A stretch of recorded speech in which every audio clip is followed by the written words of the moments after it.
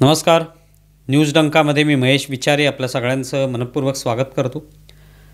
मित्रांनो, एअर इंडियाचं जे विमान अहमदाबादमध्ये कोसळलं त्यानंतर स्वाभाविकच संपूर्ण देशभरात किंबहुना जगभरामध्ये एक अत्यंत शोकमग्न असं वातावरण तयार झालेलं आहे.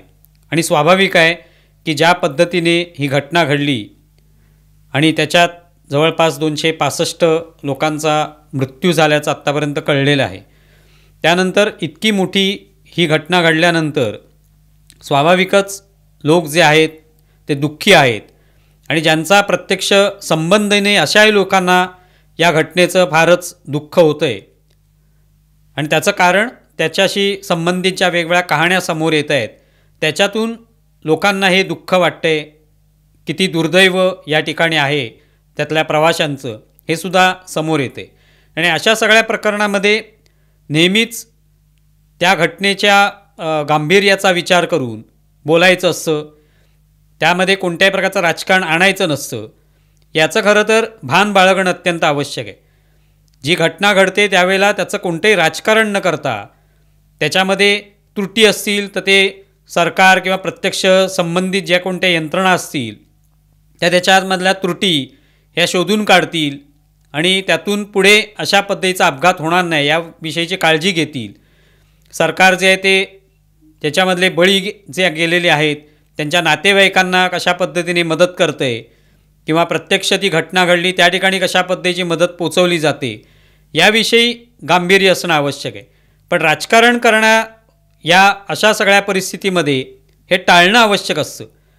पण आपल्या इथे भारतामध्ये अशा पद्धतीने राजकारण न टाळता उलट राजकारण कसं करायचं, ती संधी कशी साधायची, मृतांच्या टाळूवरचं लोणी खाण्याचा कसा प्रयत्न करायचा हे दुर्दैवाने आपल्याला पाहावं लागतं.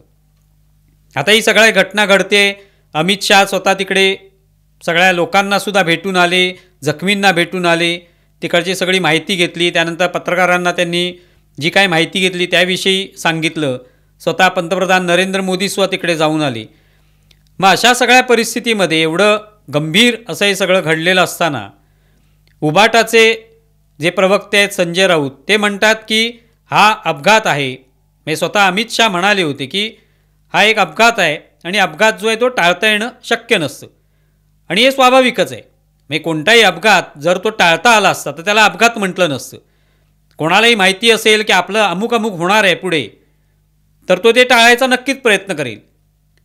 पण असं कधीच होत नसतं.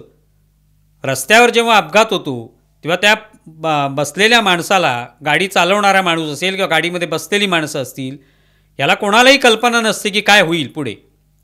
म्हणूनच त्याला अपघात म्हणतात. किंवा अमित शहा बोलले ते बरोबरच आहे की हा अपघात होता आणि तो टाळता येणं शक्य नव्हतं.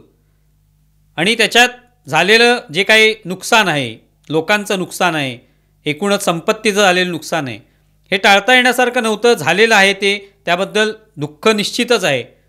त्याबद्दल आपण जे काही सरकारच्या माध्यमातून प्रयत्न करणार आहोत मदत देण्याचा, हा आपण प्रयत्न करूच सगळे. आणि सगळं सरकारसुद्धा त्या संदर्भात पाठीशी आहे. पण यावरूनच संजय राऊत लगेच प्रश्न उपस्थित करतात की अपघात पण तुम्हाला टाळता येत नाहीत, मग कसलं सरकार आहे तुमचं, मग कसलं हे सरकार लादलेलं आहे लोकांवर. इतका मोठा अपघात होतो आणि हा एक अपघात आहे आणि अपघात टाळता येत नाही असे जेव्हा अमित शहा म्हणतात तेव्हा या देशावर कोणत्या प्रकारचं राज्य लादलेलं आहे. रेल्वेचा अपघात टाळता येत नाही, पेलगावचा हल्ला टाळता येत नाही, अहमदाबाद सारखा भयंकर विमान अपघात टाळता येत नाही, मग यांना टाळता काय येतं. म्हणजे आता या अशा पद्धतीच्या वक्तव्यातून काय दिसून येतं, म्हणजे मुळात संजय राऊत यांची वक्तव्ये जी आहेत ती गांभीर्याने कोणी घेत नाही. पण अशा या घटनेमध्ये तरी निदान आपण गप्प राहून जे कोणी त्याच्यामध्ये मृत झालेले आहेत त्यांना श्रद्धांजली अर्पण करणं, त्यांच्या नातेवाईकांच्या पाठीशी उभं राहणं, त्या दुःखामध्ये सामील होणं, याच्या पलीकडे काहीच करू शकत नाही. पण त्याच्यातही कुठेतरी खुसपट काढायचं, राजकारण करायचं आणि परत बोलताना सांगायचं की आम्ही काय याच्यात राजकारण आणू इच्छित नाही. मग हे काय आणलेलं आहे नेमकं, याला काय आणलेलं असतं असं म्हटलं जाईल. ह्याला राजकारणच म्हणणार. त्याच्यावर जर नुसतीच प्रतिक्रिया आली सी आमच्या फक्त या सगळ्या मृतांच्या संदर्भामध्ये आमची श्रद्धांजली आहे आणि ह्या सगळे जे कोणी नातेवाईक आहेत त्यांच्या पाठीशी आम्ही आहोत, याच्या पलीकडे आपण काहीच करू शकत नाही. पण त्याच्यातून मग हे राजकारण करण्याचा प्रयत्न संजय राऊत यांच्यासारखे प्रवक्ते करतात आणि पक्षही त्याच्यामध्ये त्यांचा या राजकारणामध्ये उतरलेला दिसून येतो की अपघातसुद्धा टाळता येत नाहीत. मग हे सरकार कशाला हवे? मग उद्धव ठाकरे ज्यावेळेला मुख्यमंत्री होते त्यावेळेला किती अपघात झालेले आहेत महाराष्ट्रामध्ये? का महाराष्ट्रात उद्धव ठाकरे आल्यानंतर अपघातच सगळे बंद झाले? सगळ्या लोकांना आपोआप कळायला लागलं की आता आपला अपघात होणार आहे, तर आत्ता आपण टाळूया तो अपघात. त्यामुळे हास्यास्पद ठरतं. अपघात यालाच म्हणतात जो त्या माणसाला कळूच शकत नाही की आपला अपघात होणार आहे. कधी अशी घटना घडते, कधी असं अचानक संकट ओढवतं की जे कोणालाही माहिती नसतं आणि म्हणून त्याला अपघात म्हणतात. आणि अपघात टाळणारं सरकार हे कधी संजय राऊत यांनी पाहिलेलं आहे ते त्यांनी सांगावं की असं कोणतं सरकार, अशी इतकी वर्ष जी झाली आपल्या लोकशाहीला, त्याच्यामध्ये असं कोणतं सरकार होतं की ज्यांनी अनेक अपघात जे आहेत ते रोखलेले आहेत, त्यांना कळलं अपघात होणार आहेत म्हणून आणि ते टाळण्याचा प्रयत्न केला त्यांनी किंवा टाळले हे सगळे अपघात. असं कोणीच नाही. अनेक अपघात घडले, अनेक रेल्वेचे अपघात घडले, विमानांचे अपघात घडले, नैसर्गिक आपत्ती ओढवल्या, पूर आले. या सगळ्यामध्ये सरकार आपापल्या पद्धतीने मदत करतं. ते मदत केली जात नसेल, त्याच्यामध्ये अडचणी आहेत हे लक्षात घेऊनसुद्धा सरकार पावलं टाकत नसेल, तर मात्र त्याच्यावर टीका निश्चितपणे करता येऊ शकते. पण कशाचं काही नसताना अपघातसुद्धा तुम्हाला टाळता येत नाही, मग कशाला सरकार चालवता? हे जे हास्यास्पद विधान आहे त्यावरनं लक्षात येतं की या पक्षांची जी आहे ती किती घसरण झालेली आहे. आणि या घसरणीचं कारण त्यांचा जो काही अपघात झाला होता, मी तो खरा अपघात म्हणता येणार नाही, तर तो स्वतःहून केलेला कपाळमोक्ष होता. त्याच्यामुळे आज त्यांची अवस्था झाली की आज आपण काय बोलतोय, कोणासंदर्भात बोलतोय, विषय कोणता आहे, काय घडलेली घटना आहे याचंही भान राहिलेलं नाही. मग 2019ला तुम्हाला माहिती होतं आपलं सरकार जे आहे उद्धव ठाकरेंच्या नेतृत्वाखाली आणलं तर काय अवस्था होईल आपली. आपण ज्यांच्यासोबत जातोय त्यांच्यावरच टीका केली होती, त्यांच्यासोबत जाऊन आपण काय करणार आहोत, काय लोकांच्या मनामध्ये भावना निर्माण होतील, लोक काय म्हणतील आपल्याला, याविषयी विचार करता आला असता. तो काय अपघात नव्हता, ते तुम्हाला सगळं समोर दिसत होतं, सगळं माहिती होतं. ज्या पक्षांची तुमची विचारधारा जुळत नाही त्यांच्यासोबत त्यांच्या मांडीला मांडी लावून बसण्याचं काम तुम्ही केलं, तो काय अपघात नव्हता, तो टाळता आला असता. अपघात तर टाळता येत नाहीत, पण जे टाळता येण्यासारखं होतं ते तुम्ही टाळलं नाहीत. आणि मग नंतर आज जी या परिस्थिती आली, पक्षातले लोक जाऊ लागले बाहेर, मुख्यमंत्रीपदावरून पाय उतारवावं लागलं, पक्षामध्ये मोठी फूट पडली. हे सगळं जे काय परिणाम झाले पुढचे, हा काय अपघात नव्हता. हे सगळं माहिती असून, म्हणजे समोर आपल्याला दिसतंय की आपल्यासमोर एक दरी आहे, समोर मोठी आग लागलेली आहे, पण नाही आपण दरीमध्ये उडी मारून बघूया, प्रयत्न करून बघूया आपण काय होतंय ते, किंवा आगीमध्ये आपलं स्वतःला झोकून देऊया आणि बघूया काय होतंय ते.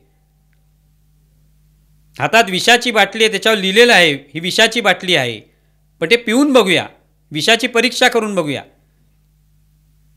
हे टाळता नसतं आलं का? पण ते तुम्ही टाळलं नाहीत. जे टाळता येणं शक्य होतं ते तुम्ही टाळलं नाहीत.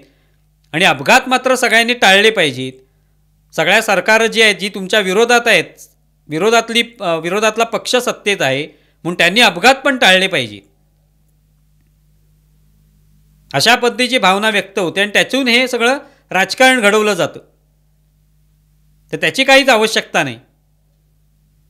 कुठल्याही पक्षाने या संदर्भामध्ये राजकारण आणणं हे टाळलंच पाहिजे. आत्तासुद्धा आपण पाहिलं हे सगळं ऑपरेशन सिंदूरच्या निमित्ताने कशा पद्धतीचं राजकारण करण्यात आलं. नाना पटोले म्हणतात की हा तर व्हिडिओ गेम आपण खेळलो, त्याला व्हिडिओ गेमची उपमा दिली. म्हणजे कुठपर्यंत स्तर घसरलेला आहे आपल्या राजकारणाचा. याचंही भान नाही. आपण कोणत्या घटनेवर बोलतो आहोत, आपल्या या वक्तव्यामुळे काय परिणाम होऊ शकतो, लोकांच्या मनावर काय परिणाम होईल, जे बळी गेलेले आहेत त्यांच्या नातेवाईकांच्या मनावर काय परिणाम होईल, याचंही काय भान नसतं. मग पहलगामची घटना असेल का ही आत्ताची घडलेली घटना, या संदर्भामध्ये राजकारण आणून आणि हवी नको ती वक्तव्य करून सगळा त्याचा खेळखंडोबा करायचा, सगळं त्याचं वातावरण जे ते बिघडवायचं, अशा पद्धतीचं हे सगळं चाललेलं दिसून येतं. पण त्याच्यातून नुकसान कोणाचं होतं तर तुमचंच नुकसान होतं आणि ते झालेलं आहे. चुकीची पावलं टाकली माहीत असूनसुद्धा कपाळमोक्ष होतो आणि त्या कपाळमोक्षाचे परिणाम आत्ताही दिसून येत आहेत की आपल्याला काही वक्तव्य करावी लागत आहेत. कुठेतरी सरकारची बदनामी व्हावी, सरकारची कोंडी व्हावी, यासाठी मनाला येईल ती विधानं करावी लागतात. मग त्यासाठी घटनाही बघितली जात नाही, कोण किती त्याच्यामध्ये मृत्युमुखी पडलेत, कोण किती दुर्दैवी आहेत, त्यांना पाठिंबा देणं, त्यांना समर्थन देणं, त्यांच्या पाठीवरून हात फिरवणं, यापेक्षा आपलं राजकारण किती महत्त्वाचं आहे, आपली वक्तव्य किती महत्त्वाची आहेत, ती कशी सरकारला बोचतायत, याला जेव्हा महत्त्व दिलं जातं तेव्हा अशी अवस्था होते. तुम्हाला या संदर्भात काय वाटतंय जरूर कळवा. आमचा व्हिडिओ जास्तीत जास्त लाईक करा, शेअर करा आणि आमचे यूट्यूब चॅनल सबस्क्राईब करा. धन्यवाद.